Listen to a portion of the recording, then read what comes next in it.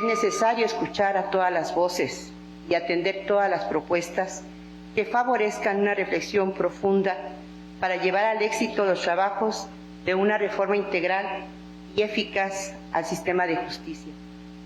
Considero que este ejercicio enriquecerá el diálogo incluyente y respetuoso en favor de la construcción de la mejor decisión. Por ello, celebro la realización de estos diálogos nacionales abiertos en los que se podrá dar voz al pueblo y hacerle partícipe de esta transformación. Como autoridades estamos obligados a garantizar el derecho de acceso a una justicia responsable y eficaz, que proteja a todas y a todos, pero en especial a las personas más vulnerables. Por eso me congratula que revisen bien y atiendan el que los trabajadores no sean afectados.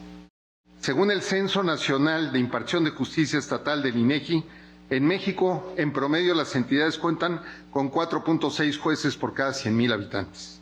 Particularmente el Estado de México tiene 2.8. Somos un país con altos índices de litigiosidad e insuficiente personal judicial, lo que genera lentitud y rezago. Uno de los primeros objetivos de una reforma integral sería abatir dicho rezago o al menos disminuirlo. El estándar internacional implicaría tener al menos 18 jueces por cada 100,000 habitantes, pero seamos realistas, fijemos una meta de 10 jueces por cada 100,000 habitantes. Para lograrlo, debemos fortalecer la autonomía presupuestal de los poderes judiciales de los estados mediante las siguientes acciones. Incorporar a la Constitución General el principio de que los presupuestos de los poderes judiciales locales sean progresivos e irreductibles y nunca inferiores al 4% del presupuesto de egresos de la entidad correspondiente. Una buena administración de justicia es costosa. Una mala administración de justicia es más costosa todavía. Frente a tantas carencias en personal, instalaciones y equipo de los tribunales de justicia locales, no es posible hablar de austeridad. El debate debe ser en favor de la suficiencia presupuestal y la racionalidad del gasto, además de su aplicación oportuna, transparente y eficiente. El día de hoy, tema que vamos a analizar, que ayer de manera tangencial se revisó en Guadalajara, tiene que ver con algo que para nosotros es irreductible, que no está sujeto a discusión y sí a perfeccionamiento, la garantía del respeto a los derechos adquiridos de todos los trabajadores al servicio del Poder Judicial. Hay dos fideicomisos que están alojados fuera de ley, pero que están alojados con participación, aportaciones de los trabajadores en la Judicatura Federal. En el Consejo de la Judicatura Federal hay dos fideicomisos, pero incluso ellos, el propio 10º transitorio de la iniciativa considera su respeto a las aportaciones y a los derechos adquiridos por los trabajadores. Vamos a profundizar en su redacción, así lo hemos platicado con los trabajadores al servicio del Poder Judicial y hoy estaremos atentos a su propuesta que le dé certidumbre a ellos sobre este derecho adquirido. Tenemos que garantizar que la ley de remuneraciones, que de alguna manera reglamenta lo que establece el 127, garantice que ningún servidor público en el ejercicio de su cargo, de su desempeño, gane más que el presidente de la República. Los derechos laborales de las personas que trabajan en el Poder Judicial de la Federación serán respetados en su totalidad.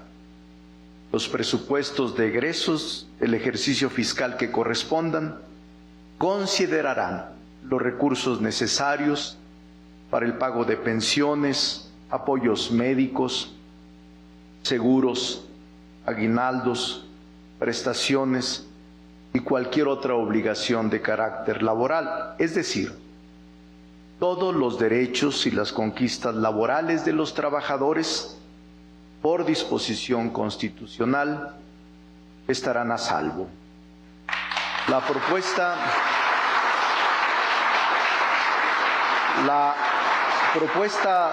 de reforma, esta propuesta de reforma establece que luego de que ésta sea aprobada, se llevarán a cabo los actos y procesos necesarios para extinguir los fondos, los fideicomisos, los mandatos, los contratos análogos que no se encuentren previstos en una ley secundaria. Así también se establece un plazo de 90 días para enterar la totalidad de los recursos remanentes con dichos instrumentos. Los recursos serán concentrados en la tesorería de la Federación. Mucha gente se pregunta cuánto costará organizar la elección de los 1,600 ministros, jueces y magistrados. En un cálculo aproximado que hemos hecho con actuarios y con personal del INE, a quien se le faculte esta responsabilidad, pudiera erogarse entre 3,000 y 3,500 millones de pesos la elección, por única ocasión. Se podría destinar incluso, por excepción a este propósito, parte de los 23,000 millones de pesos que tienen los fideicomisos y que van a ser enterados a la tesorería. Para nosotros la austeridad sí es un deber, sí es una política de Estado. La reforma establece también que los ministros y las ministras de la Suprema Corte que concluyen su encargo no serán beneficiados con el haber de retiro. La gente nos pregunta, ¿qué es el haber de retiro? El haber de retiro es el salario al 100% los primeros 2 años y el 80% los siguientes años hasta su muerte. Las remuneraciones de las personas servidoras públicas en funciones, en tanto del Poder Judicial de la Federación como de los poderes judiciales de las entidades federativas, no podrán ser mayores que las establecidas para el presidente de la República o presidenta, como es el caso. En el caso de las entidades federativas y sus legislaturas locales, una vez aprobada la reforma, tendrán un plazo de 180 días naturales para realizar las adecuaciones a las leyes locales. Es decir, señor presidente del tribunal, aquí en el Estado de México, iba la austeridad también para ustedes. Saludos. Respecto al tema de los fideicomisos, un aspecto a considerar es el relativo a que los trabajadores del Poder Judicial de la Federación, en un alto porcentaje, ven mermada no solo su salud, sino también su calidad de vida social y familiar, dada la excesiva carga de trabajo en los órganos jurisdiccionales y áreas administrativas. Se tiene la imperiosa necesidad de cubrir horarios extenuantes de trabajo, esto es, con entrada a las 9 de la mañana y sin hora fija de salida, durante los 365 días del año, lo que provoca un deterioro físico, mental y les impide la convivencia con sus seres queridos. El descuido de las familias que deriva en pensiones alimenticias, riesgos de trabajo generados por los estados de ánimo alterados por el estrés, ansiedad, cardiopatías, aunados al acoso laboral y sexual que afectan no solo aspectos de salud, sino hasta la pérdida de la vida, regulada en la norma oficial mexicana 35 relativo a los riesgos psicosociales. Aspectos fácticos y normativos que nos permite solicitar al constituyente respetar el derecho adquirido de los trabajadores sindicalizados, relativo a apoyos médicos complementarios y económicos extraordinarios contenidos en el fideicomiso creado esencialmente para garantizar su derecho humano a la salud y la de las familias. Hoy, México necesita instituciones fuertes, en donde los 3 poderes de la Unión realicen su tarea constitucional de manera armónica y por la legitimidad otorgada el 2 de julio, esforcémonos por el bienestar del pueblo. Quiero empezar haciendo énfasis en que cuando hablamos de reformar al Poder Judicial de la Federación, no solo implica la modificación de los derechos laborales de más de 50,000 servidores públicos que lo integran. Desde luego, ninguna reforma puede dejar de lado este aspecto tan trascendente. Hablamos de 50,000 familias que podrían verse afectadas por esta reforma. Pero considero que lo más importante es poner en el centro de esta importante reforma a los justiciables y la efectiva protección de los derechos humanos. México necesita una justicia de calidad, eficiente, completa e imparcial. Esta función tan trascendente puede ser llevada a cabo o no puede ser llevada a cabo si no se cuenta con recursos estables y adecuados que estén normativamente asegurados y sean suficientes para cumplir con la función de proteger y garantizar el derecho de acceso a la justicia.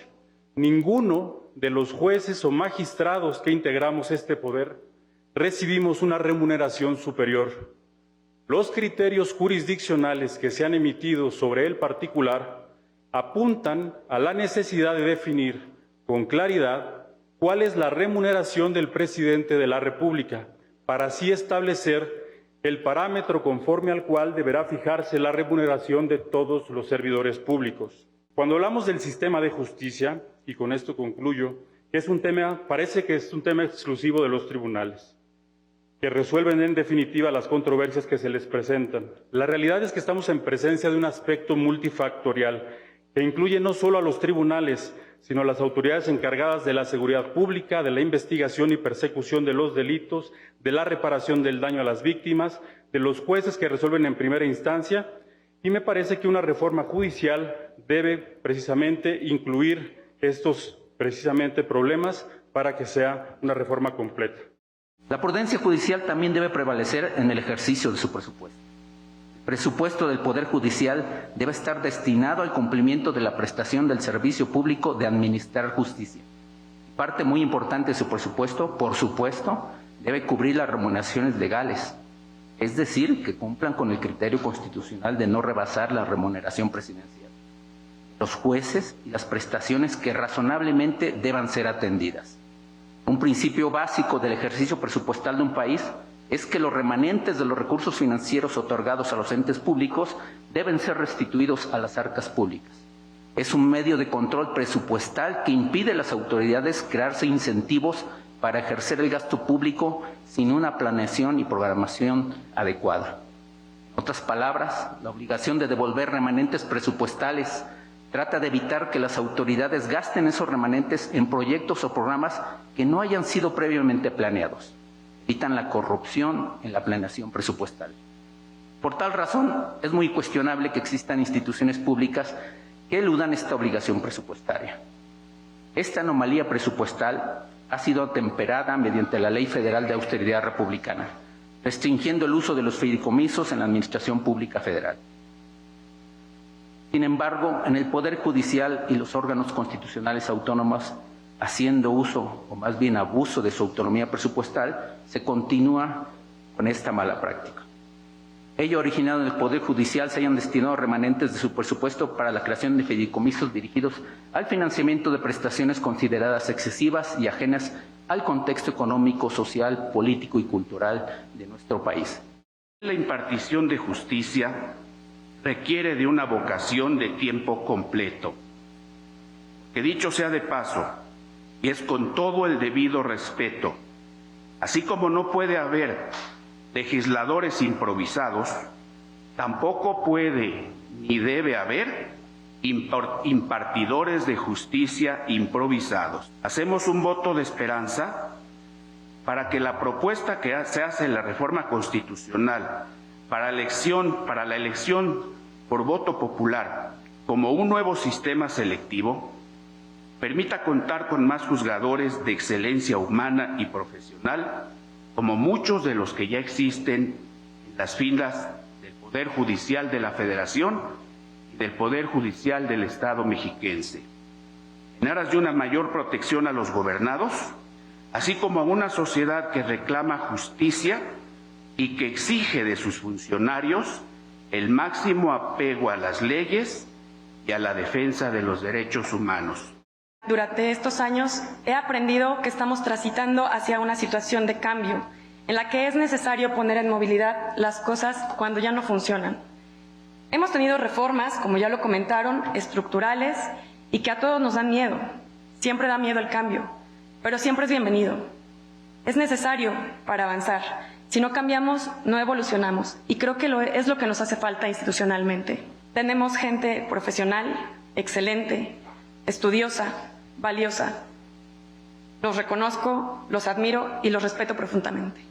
Pero también tenemos malos operadores jurídicos que han manchado nuestra institución y que desgraciadamente no solo afectan nuestra imagen, también los derechos de los trabajadores. Tenemos titulares enfermos de poder, de querer manipular, de controlar, y que son cuestiones en las que yo insistiría y propondría que nuestro tribunal disciplinario, como parte de esta reforma, se encargue de fortalecer.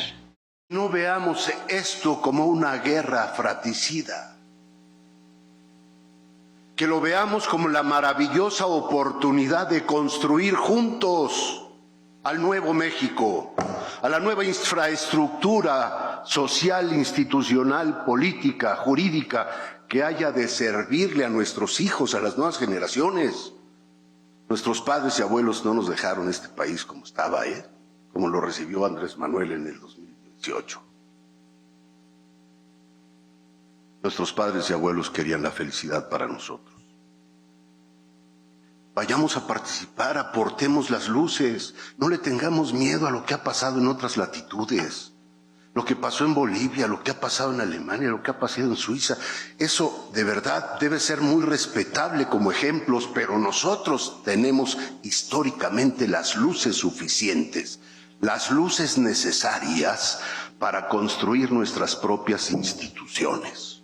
Participemos, ¿saben qué? Sin ego. Despojémonos del ego. Ese ego que hace sufrir y destruye al ser, a la familia, a la vecindad, a la nación y al mundo. En el Poder Judicial, sobre todo entre ministros, consejeros de la Judicatura y buen número de magistrados y jueces, impera un conjunto de excesos, privilegios, beneficios indebidos y dispendio de recursos públicos que, entre otros impactos negativos, ha provocado un distanciamiento creciente entre la sociedad y el Poder Judicial. Si el principio de austeridad republicana se instaura adecuadamente, tendremos al menos 3 beneficios significativos para la vida pública nacional. Primero, porque se atiende una demanda largamente ignorada del pueblo mexicano, con lo cual se incrementarían los niveles de legitimidad del Estado. Y en el Poder Judicial se reduciría la brecha entre los privilegios excesivos de ministros y magistrados respecto al resto del personal y de la sociedad en general. Segundo, la austeridad permitiría recuperar importantes recursos económicos para reasignarlos a necesidades más legítimas y generales de orden social. En el caso del Poder Judicial, podrían reasignarse recursos para cubrir necesidades impostergables en áreas operativas y administrativas que son funcionales a la Administración de Justicia.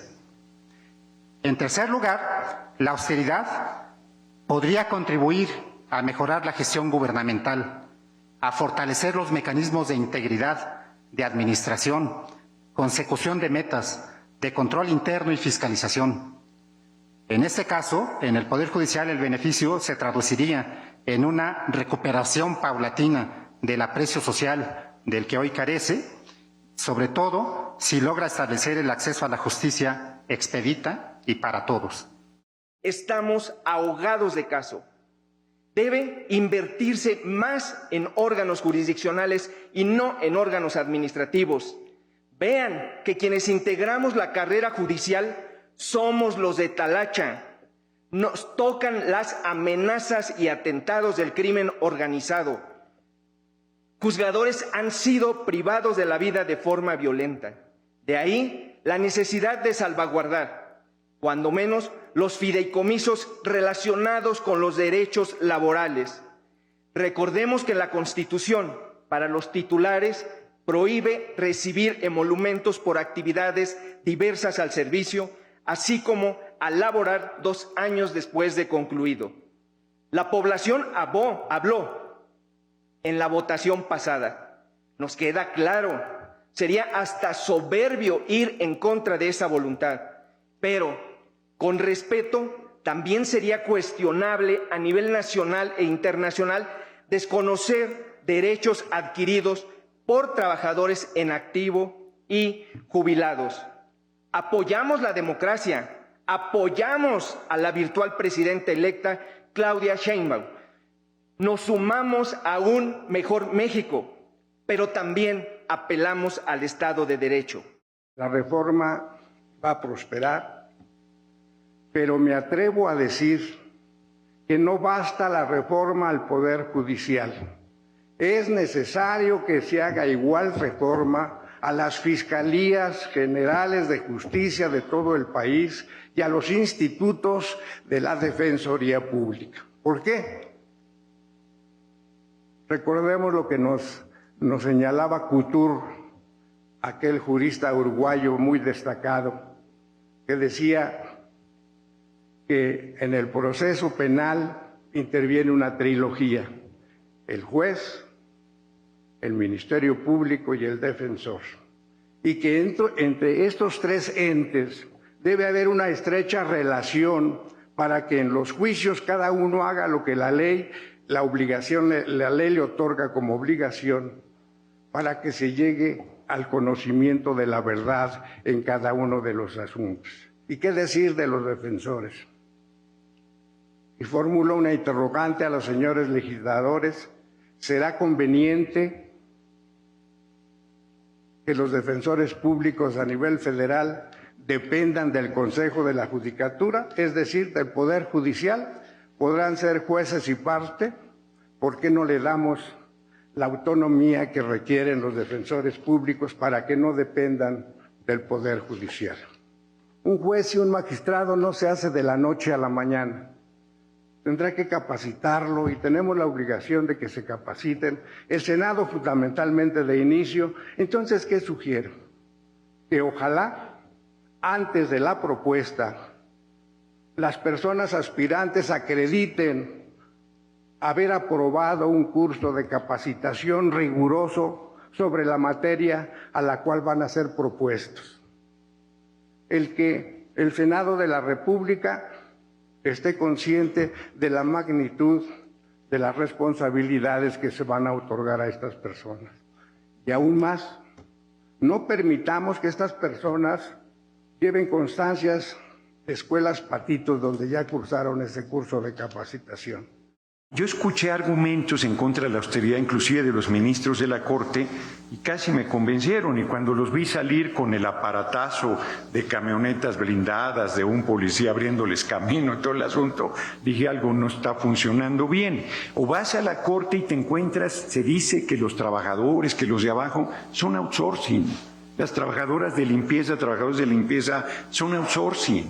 Los trabajadores de vigilancia son outsourcing. Los más humildes son los más maltratados, deben ser parte del Poder Judicial y de las condiciones de trabajo generales.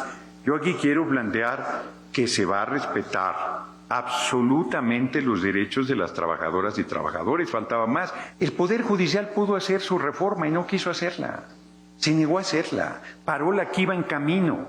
Bueno, pues ese es un hecho que se tiene que asumir. Dijo la presidente de la Corte, la ministra Norma Piña, el fideicomiso de 20 mil millones que vaya para Acapulco, ¿estamos de acuerdo? Revisémoslo luego. Nada, no dieron ni un centavo partido a la mitad, no puede ser. Si la elección por voto popular asegura la honestidad, pues entonces ¿por qué no elegir también a los miembros de los gabinetes federal, estatales y municipales, donde también hay actos de corrupción en todo el país? O mejor aún, coincido con la propuesta del subsecretario, que planteó que también urge reformar a las fiscalías y al Ministerio Público. ¿Por qué no elegirlos también por voto popular? Como lo señalaba uno de los que hicieron aquí pregunta, coincido. Si el voto popular elimina la corrupción, pues apliquemos ese principio para todos, es decir, todos parejos y todos coludos, que el pueblo decida para todos, completamente, para todos los niveles y para todos los poderes. El tema quizá más polémico en esta reforma es el de los nombramientos de los jueces, magistrados y ministros. Yo abiertamente, sin titubeos, les digo que considero que es una pésima idea lo que se está planteando y que creo que incluso con las propuestas de mejora que se plantean no se resolvería el problema, y me explico. No es un tema político, es un tema técnico. Ser juez, ser magistrado y ser ministro no es un concurso de popularidad. Hoy, por más que se diga que la ciudadanía va a votar en esta propuesta, eso no es cierto. Van a votar a los que diga el partido que tiene el control de la Cámara. Hoy es Morena, pero mañana puede ser otro, que puedes votar. Es decir, el abogado más brillante del país, la abogada más brillante del país, ex rector de la Universidad Nacional Autónoma de México, no se puede postular si no tiene el visto bueno del partido gobernante.